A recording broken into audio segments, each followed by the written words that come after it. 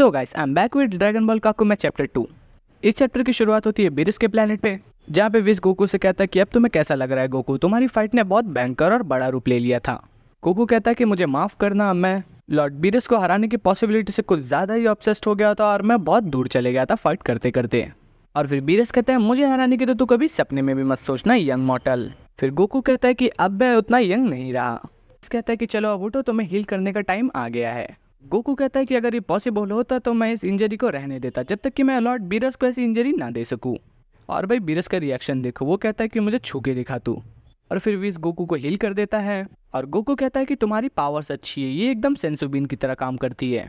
भाई बंदे का दिमाग देखो, एंजल्स की पावर को वो सेंसुबिन से कंपेयर कर रहा है और विस की अलग बेइज्जती मार रहा है। फिर विस कहता है तो गोकू तुम्हारी ट्रेनिंग पूरी हो चुकी है, अब तुम क्या करने की सोच रहे हो। एंड गोकू कहता है सच बताओ तो मुझे खुद नहीं पता मैं क्या करूंगा। एंड फिर गोकू कहता है बट मुझे ये पावर अभी भी मास्टर करनी बाकी है। और गोकू कहता है कि मुझे नहीं लगता कि अब अल्ट्रा इंस्टेंट के ऊपर भी कोई और पावर है और मैं अब तक जीरन और लॉर्ड बीरस को हरा भी नहीं पाया हूँ। फिर वो कहता है कि अभी तो मैं अपने बच्चों और बीवी के पास जाऊंगा, वो ज़रूर मेरे बारे में चिंता कर रहे होंगे।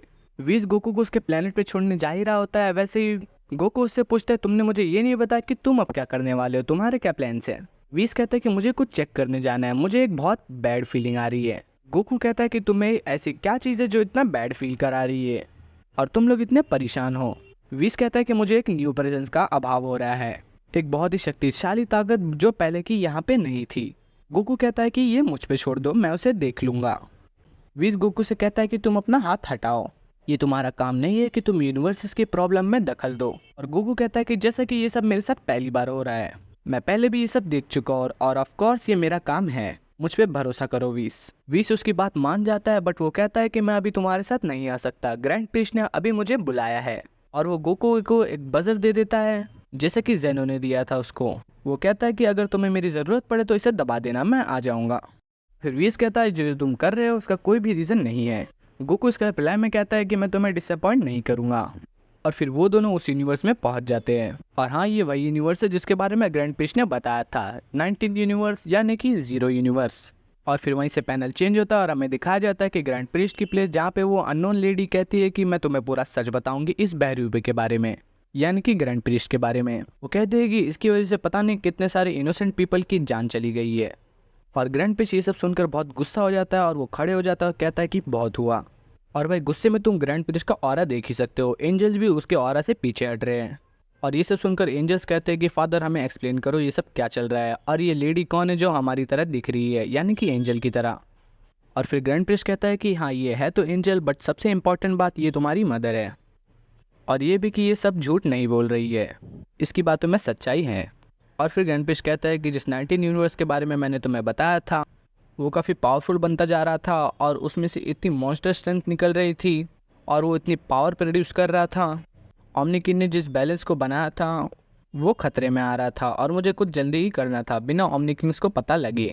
और फिर इसी बात पे वो फीमेल एंजल हंसने लग जाती है और कहती है कि तुम्हें सब जल्दी से करना था और टाइम और स्पेस को तुम्हारे लिए एक्सपांड करना भले ही एक छोटी सी बात हो, पर वो कोई एक ऐसा तरीका नहीं था जिससे लोग जल्दी से जल्दी मारे गए हो। ये महसूस करना कि समय कितने बिलियन लोगों की बॉडीज़ को टुकड़े टुकड़े कर रहा है, ये कहना भले ही तुम्हारे लिए 1 सेकंड के बराबर हो, बट वो तुम्हारा 1 सेकंड हमारे लिए कई बिलियन सालों के बराबर था। और फिर ग्रैंड प्रिस्ट कहता है कि मेरे पास ओमनी किंग्स की ताकतें नहीं थी तो इसके लिए मुझे कोई और तरीका ढूंढना पड़ा और यही तरीका था वो। ये बात सुनकर सभी एंजल हैरान हो जाते हैं। और फिर वो फीमेल एंजल कहती है कि क्या तुम लोगों ने ये सब सुना, तुम्हारे फादर को ओमनी किंग्स के बारे में सच बोलने से ज़्यादा ये सब करना ज़्यादा इंपॉर्टेंट लगा, इतने सारे लोगों की जान लेना। पर तुम्हें इसके लिए अपने फादर को ब्लेम करने की बिल्कुल भी ज़रूरत नहीं है, ना ही ओमनी किंग्स को। और फिर वहीं से सीन शिफ्ट होता है और हमें यूनिवर्स 12 दिखाया जाता है जहाँ पे उसका गॉड ऑफ डिस्ट्रक्शन खड़ा होता है और वो कहता है ये सब हो क्या रहा है, मुझे ये किस तरह की एनर्जीज फील हो रही है। और फिर हमें यूनिवर्स 11 दिखाया जाता है जहाँ पे मेलमोड कहता है कि ये सभी एनर्जीज मुझे जानी पहचानी सी लग रही है। फिर सीन शिफ्ट होता है और वो एंजल कहती है कि ये सब उस सिस्टम की गलती है जिसने तुम्हारे फादर को ऐसा करने के लिए मजबूर किया है। और तभी हमें दिखाया जाता है कि कुछ और angels and god of destruction वहाँ पे आने लग जाते हैं। और फिर वहाँ पे आते ही गॉड ऑफ डिस्ट्रक्शन कहता है कि ये सब सिचुएशन देख के मुझे हंसी आ रही है। और फिर एक एंजल कहती है कि इतने सालों बाद यहाँ आकर मुझे बहुत अजीब सा लग रहा है। और फिर एक दूसरा एंजल कहता है कि ये सभी के सभी चेहरे कुछ जाने पहचाने हैं। और फिर एंजल कोसू कहती है कि ये सभी तो, और फिर वीस कहता है कि हाँ तुमने बिल्कुल सही सोचा, ये सभी वही गॉड ऑफ डिस्ट्रक्शन और एंजल्स है जिनके यूनिवर्स डिस्ट्रॉय हो गए थे। और फिर उनमें से एक एंजल कहता है कि वीस तुम अभी भी उतने ही समझदार हो, मैं उम्मीद करता हूँ कि तुमने हमें ज़्यादा मिस नहीं किया होगा। और उसके बाद हमें सभी गॉड ऑफ डिस्ट्रक्शन और उनके एंजल्स को दिखाया जाता है। सबसे पहले आता है यूनिवर्स 13 जिसके एंजल का नाम होता है गैरियन और गॉड ऑफ डिस्ट्रक्शन का नाम होता है बैल्कन। गैलियन बोलता है कि सच में काफ़ी लंबा समय बीत चुका है। उसके बाद आता है यूनिवर्स 14 जिसके एंजल का नाम होता है जीरिस और गॉड ऑफ डिस्ट्रक्शन का नाम होता है ड्रोमेल। और यूनिवर्स 14 का एंजल कहता है कि तुम सभी को देख के बहुत अच्छा लग रहा है। उसके बाद आता है यूनिवर्स 15 जिसके एंजल का नाम होता है मिलाडा और गॉड ऑफ डिस्ट्रक्शन का नाम होता है वेलस्प्रिंग। और उसका गॉड ऑफ डिस्ट्रक्शन कहता है कि मुझे ऐसा लग रहा है कि मैं 100 गुना ज़्यादा सोया हूँ उस बीरस से। उसके बाद आता है यूनिवर्स 16 जिसके एंजल का नाम होता है रेमटॉल और गॉड ऑफ डिस्ट्रक्शन का नाम होता है मैग्नैक। और उसका गॉड ऑफ डिस्ट्रक्शन कहता है कि अभी तक कोई भी जख्मी नहीं हुआ है और हम लोग एकदम टाइम पे पहुँचे हैं और पार्टी अभी तक शुरू नहीं हुई है। उसका मतलब था कि लड़ाई अभी तक शुरू नहीं हुई है। उसके बाद आता है यूनिवर्स 17 जिसके एंजल का नाम होता है ओरोलोस और गॉड ऑफ डिस्ट्रक्शन का नाम होता है नाइसस। और भाई ओलोरस वीस के ऊपर बहुत भड़का हुआ लग रहा है, वो एकदम गुस्से से उसे देखता है और उसका नाम लेता है। और तभी उसका गॉड ऑफ डिस्ट्रक्शन नाइसस कहता है कि काम डाउन ओलोरस। और फिर वार्डोस का कहीं ध्यान जाता है और वो कहती है कि वीस जरा वहाँ देखो। और वीस कहता है हाँ मैंने देखा। और फिर हमें वही पुरानी ईवल लाभ देखने मिलती है एंड हमें दिखाया जाता है कि फ्रीज़ा गॉड ऑफ डिस्ट्रक्शन बन चुका है। और यूनिवर्स 18 के एंजल का नाम होता है twist and god of destruction is फ्रीज़ा।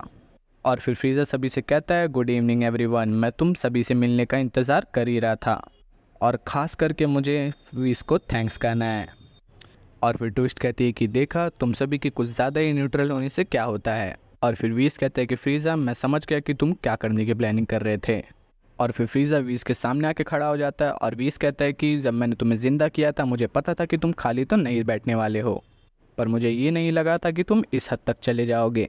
और फिर फ्रीज़ा कहता है कि वीस मुझे अंडर एस्टिमेट करने की भूल तो बिल्कुल मत करना, ये बस एक झलक है उन चीज़ों की जो मैं कर सकता हूँ।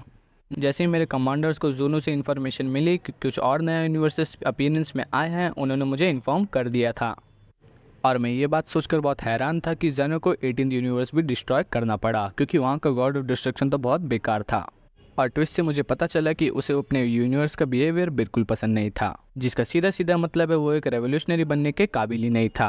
और फिर हमें फ्लैशबैक दिखाया जाता है कि जहाँ पे दिखाया जाता है कि फ्रीज़ा गॉड ऑफ डिस्ट्रक्शन कैसे बना। सबसे पहले तो हमें दिखाया जाता है कि यूनिवर्स 18 का गॉड ऑफ डिस्ट्रक्शन खड़ा होता है और उसके जस्ट पीछे फ्रीज़ा होता है और वो उस पर अटैक करने वाला होता है। वो पहला अटैक करता है तो उसके कान के पास से छूकर निकल जाती है, उससे तो उसे ज़्यादा फ़र्क नहीं पड़ता और वो पूछता है कि तुम कौन हो और क्या चाहते हो। और वैसे ही फ्रीज़ा अपने लेफ्ट हैंड से अटैक करता है और उसे में छेद कर देता है और फिर वो उसे पास जाके एक ज़ोरदार पंच मारता है जिससे वो गॉड ऑफ डिस्ट्रक्शन वहीं ख़त्म हो जाता है।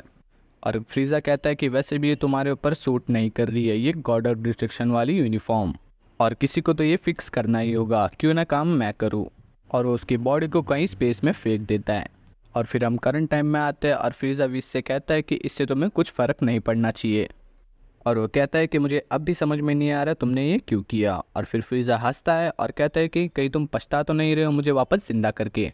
और फिर वीस कहता है कि फ्रीज़ा तुम बहुत बड़े बेवकूफ़ हो, तुम्हें नहीं पता कि आगे क्या होने वाला है और तुम्हारे साथ क्या क्या हो सकता है। और फिर फ्रीज़ा वापस से इस बात पे हंसता है और कहता है कि ये सब का क्रेडिट तुम्हें ही जाता है। और कहता है कि क्या तुम मुझे बता सकते हो वो बंदर गोकू कहाँ है। और फिर ग्रैंड प्रिंस वीस से पूछता है कि गोकू से फ्रीज़ा का क्या लेना देना है। और फिर वीस कहता है कि आपके मुझे यहाँ समन करने से पहले मैं यूनिवर्स ज़ीरो गया था वहाँ देखने के लिए, बट गोकू जिद कर रहा था तो मैंने उसे ज़ीरो यूनिवर्स पे नज़र रखने के लिए वहाँ छोड़ दिया था, पर मैं उसे कांटेक्ट नहीं कर पा रहा हूँ। गोकू वो बटन भी नहीं यूज़ कर रहा जो मैंने उसे दिया था। और वो कहता है कि मैं उस तक नहीं पहुँच पा रहा हूँ और उसका और अभी मुझे फील नहीं हो रहा है यूनिवर्स ज़ीरो की मॉन्स्टरस पावर की वजह से, क्योंकि यूनिवर्स ज़ीरो का ऑरा बहुत ज़्यादा है। और फिर यूनिवर्स 17 का गॉड ऑफ डिस्ट्रक्शन कहता है कि कहीं तुम उस मॉडल की बात तो नहीं कर रहे हो जो गधे की तरह चिल्लाते हुए हमारे हेडक्वार्टर्स में घुस गया था। चिंता मत करो, हमने उसकी अच्छे से खातिरदारी की है। और फिर ग्रैंड प्रिस्ट अपने माइंड में सोचता है कि इन्होंने गोकू को क्यों बंदी बना के रखा, उसकी पावर्स तो इनके और मेरे सामने कुछ नहीं है। क्या गोकू के पास कोई सेंसिटिव इन्फॉर्मेशन है जो इनके बहुत काम आ सकती है। और फिर मदर ऑफ ऑरेंजेस हंसने लग जाती है। वो कहती है कि काइशिंग ऐसा बिहेव मत करो कि जैसे तुम्हें कुछ नहीं पता, तुम्हें बहुत अच्छे से पता है कि हम उसका यूज़ क्यों कर रहे हैं। और फिर हमें गोकू दिखाया जाता है कि जिसकी हालत बहुत ख़राब होती है और उसे चेन से बांधा गया होता है, और वो चिल्ला रहा होता है कि सभी डरपोक यहाँ पे वापस आओ, तुम्हें मुझसे चाहिए क्या। और फिर वो कहता है कि मुझे माफ़ करना वीस। और अब हम सेकंड चैप्टर के नेक्स्ट पार्ट में देखेंगे कि गोकू को इन्होंने क्यों बंदी बनाया और आगे क्या होने वाला है, और ये लोग उसका